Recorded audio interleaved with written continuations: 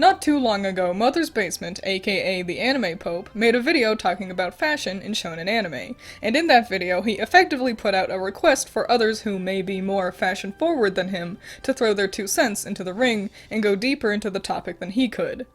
And seeing as how I specialize in character design, I think I may be able to rise to his call to action. Luckily for me, I've finally found an anime I want to pick apart to decipher what makes its designs so good. I'm admittedly late to the Demon Slayer train, only watching the show just in time to catch its train for the movie that just recently released. But despite being slow to pick it up, Demon Slayer has been on my mind since it first came out. Demon Slayer has a very identifiable look, not only because of Not only because of Koyoharu's unique style, but also because of how smartly the characters are rendered. Long before I got interested in Demon Slayer, I was always able to identify its characters when I spotted them. Green Squares, Little Sister, Yellow Kid, Boar Friend, Fire Hair Guy, Bug Princess. On a design standpoint, I knew these characters without ever seeing the show. I recognized them by visuals alone. To put it into perspective, I actively plan on watching Jujutsu Kaisen and have watched multiple videos of people talking about it, and yet, looking at a lineup of the characters, I can only recognize 2 of them. I can tell when a character's from JoJo's Bizarre Adventure, but I can't ever tell if I've seen them before. They always look new to me.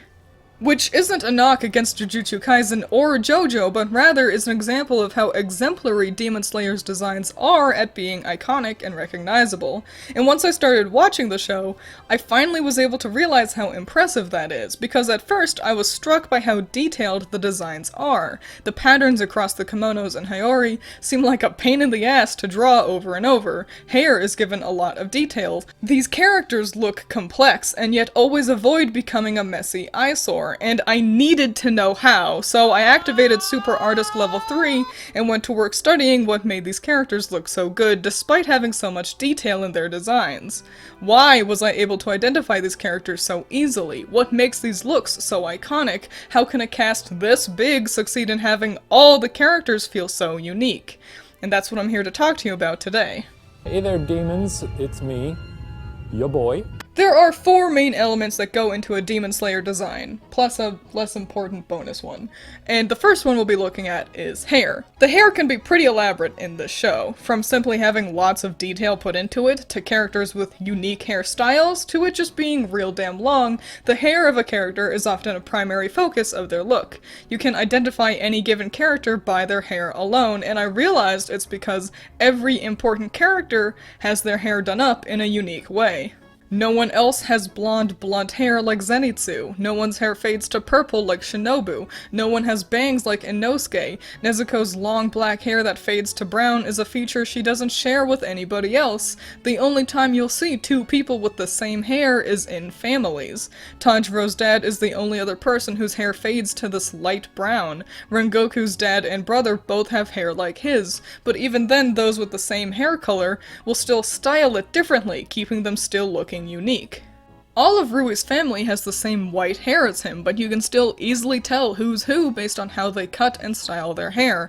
Even during the sisters' flashback when the family was much bigger, no 2 people look alike, because Koyoharu is smart with their designs. This is a big world, a big adventure these kids are going on.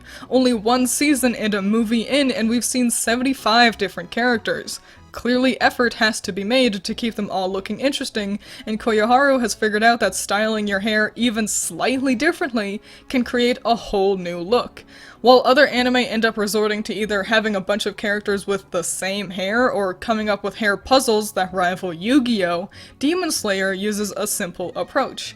Whether it be color or style, everyone must look unique in some way. And this same approach can be seen in the next element that goes into Demon Slayer designs. Eyes. Just like with the hair, the eyes across the show have a ton of variety, with every important character having a unique set of peepers. Again, those who are related will share eyes, but even then the colors or overall eye shape may differ across family members. And these unique pupils aren't just handed out willy-nilly. They say the eyes are the window to the soul, and you can see that in action here. Tanjiro and Nezuko's wide-open eyes with white pupils make them look bright and approachable. Zenitsu always looks on the verge of tears. Rengoku's piercing eyes are reminiscent of a bird of prey. Kanayo's half-lidded eyes don't express anything because she's repressed her emotions. Kagaya's attendants? Are they children?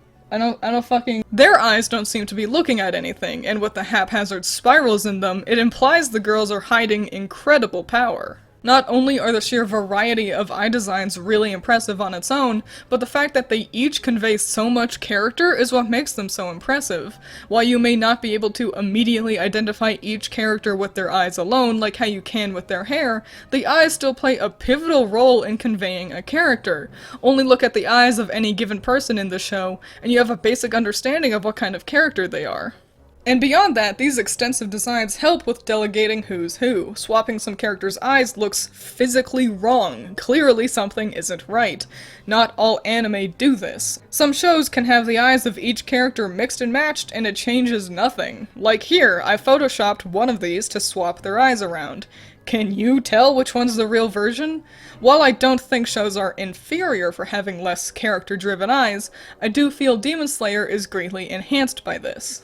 And the unique eyes are in full effect for demons. Demons' eyes are unfeeling to monstrous, with bloodshot irises to distorted pupils. You can immediately tell when someone's a demon by looking at their eyes. What is this, a demon? It's notable that Nezuko's eyes change to match Muzan's while she enters demon fight mode. I also think it's worth mentioning that Tamayo's eyes don't look monstrous because she's managed to distance herself from Muzan's powers.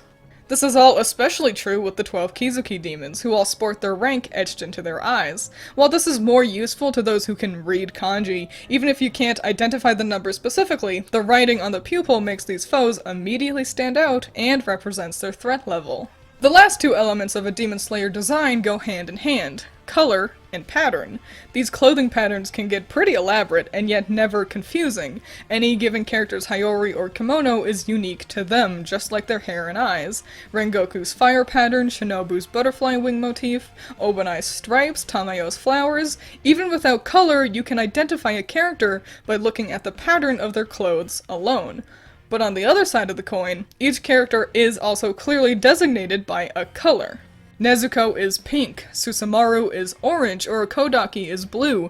These patterned clothes each come in a distinct color, meaning even if you can't see the pattern, you can still identify a character. That's a lot of yellow. It's probably Zenitsu. Hell, even Inosuke has this. His color is technically blue, and his pattern is abs. Even the shade of their uniform changed to fit the character. Despite them all technically wearing a black uniform, they're clearly tinted to fit a character's look better. In the winter, I like to dress in a cozy black jacket, shirt, and jeans. In the summer, I wear the same thing because I look good in black and I'm willing to suffer. Even if you keep the same pattern on a character, changing the color alone makes them look alien. Everyone has a main color, a color imperative to representing the character.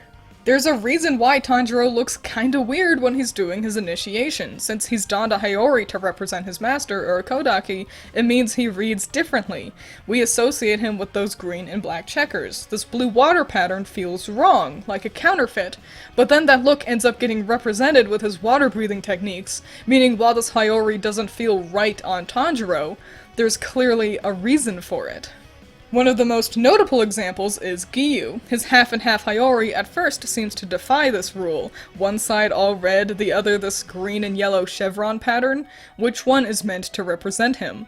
Well, time to put on our tinfoil hats, cause I have a theory. Giyu is a distant, cold character, eyes that seem cold and forlorn, and yet he really seemed to connect with Tanjiro's desire to save his sister after Nezuko became a demon. He is the one to offer Tanjiro advice on how to begin his quest, and with his mismatched colors being explicitly called out by Inosuke, Hold on a second! Fight me, Mr. Mismatched Outfit! I think there's definitely more to Giyu's fashion than him just being indecisive. I believe something similar to the death of Tanjiro's family happened to Giyu. I think the boy has lost a family member and has become distant due to grief.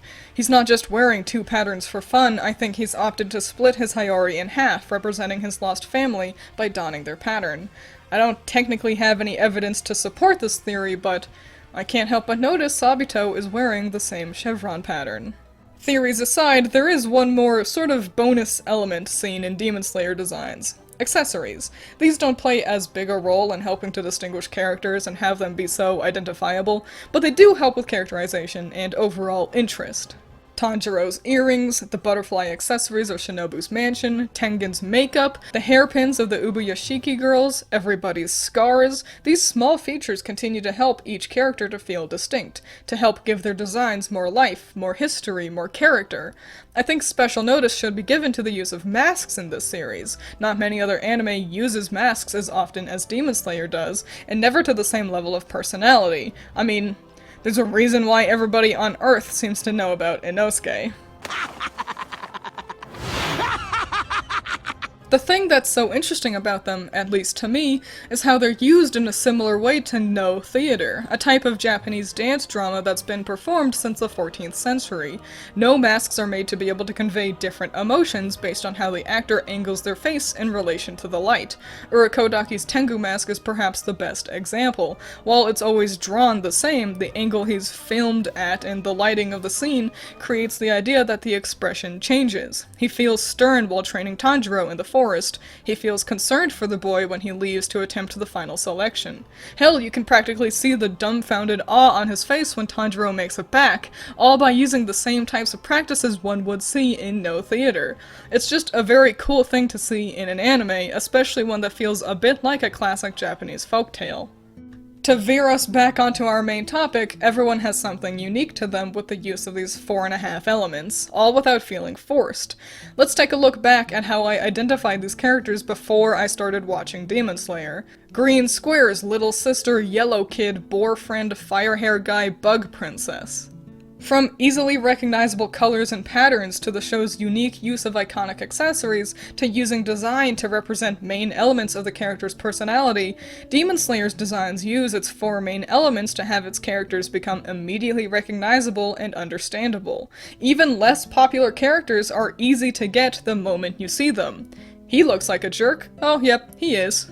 How does it feel to be the worst cop ever, huh? Shut up, your mother buys you Mega Blocks instead of Legos. You fucking take that back. Quite frankly, Demon Slayer sets a new bar when it comes to shonen designs. Tanjiro thrashes the billion identical light novel self-insert boys. The entire cast oozes character, all while being easily identifiable and looking great to boot. A cast with a look and feel all their own. Demon Slayer doesn't just reuse the same tired design tropes we've seen since the dawn of time, it carves a new path, showing that taking the time to be original with your character's looks, to put thought and effort into each one and not just the love interests, pays dividends. A lesson you can use for your own art as well. The main character shouldn't be the only one people can recognize. Demon Slayer's designs surpass giants in its genre by making sure every character is designed with their character in mind. And just remember, no one will ever be able to hate you more than you already hate yourself. But that place is haunted. Ghosts prey on fear. Just be confident. I'm not scared! I am not a pussy!